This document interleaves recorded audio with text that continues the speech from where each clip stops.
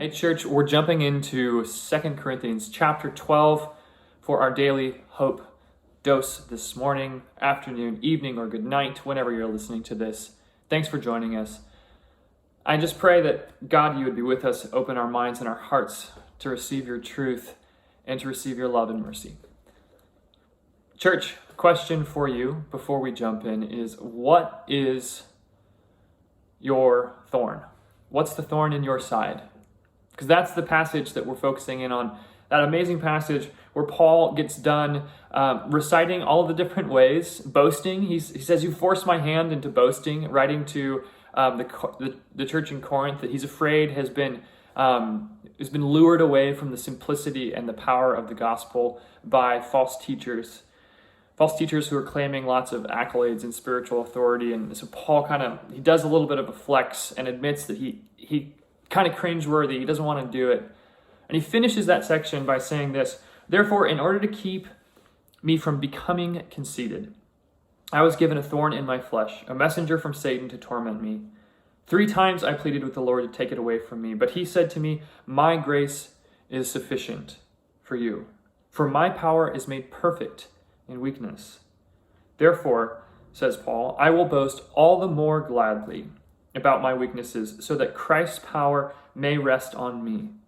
That is why, for Christ's sake, I delight in weaknesses, in insults and hardships and persecutions and difficulties.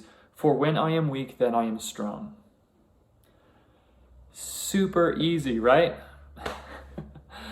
I know I've got that one down. I love all of my flaws, my shortcomings, my weaknesses. I love how callous or short I can be with people. I love how often I realize that it is my head, my desire for knowledge, to be right, to have an informed opinion, to correct somebody, that is actually the obstacle to communicating the love and the grace of Jesus to other people. It's the obstacle that gets in the way of me being a loving person who's got integrity, who can walk in honesty, who can serve with humility.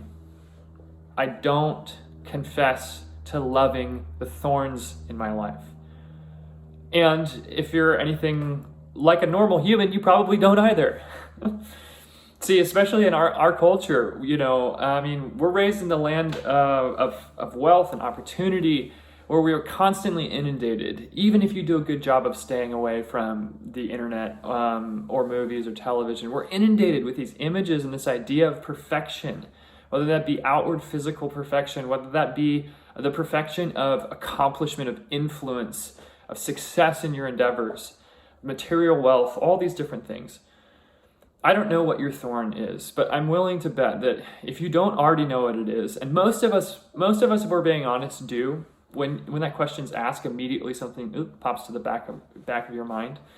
But if you don't, just ask the Holy Spirit, ask God, or if you're really bold, a real glutton for punishment, go to some of your close friends and family and say, hey, gloves off, promise to not get mad. What do you see as the thorn in my side? It's so paradoxical that in the spiritual life, profound encounters with God can lead to spiritual pride. I think that's the core of what Paul is talking about. Because when we have these encounters with God, we experience the truth of him saying, hey, I see you. You are loved. You are safe. You are my beloved child, for whom I have a purpose and a destiny. And that it's easy sometimes for us to take that and go too far with it. And to believe that somehow makes us better than the rest, especially better than those who don't know and walk with Jesus. But man, what a mistake that would be, right? If we acted out of that conceit, that pride, that arrogance. There's Richard Rohr is a famous, if not controversial, spiritual teacher, but he's got a line that I love, recognizing how profound it is to accept our wounds, accept the thorns in our lives. He says, I got to a point where I started to pray for one humiliation a day. One humiliation a day. Because it's necessary for all of us to have our pride, our ego, that thing that would slowly trick us into thinking that life is about me, what I need, what I want. We need those little humiliations to keep us humble, to keep us open to relying on God for what we need. Our emotional security, our physical security, and recognizing that we're called to be about other people, to serve the church, to serve the broken, to serve the needy.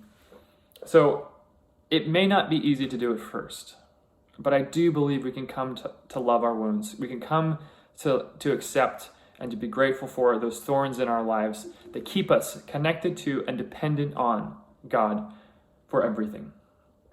Church, I hope you have a wonderful day and that this is encouraging, not a source of pain or shame.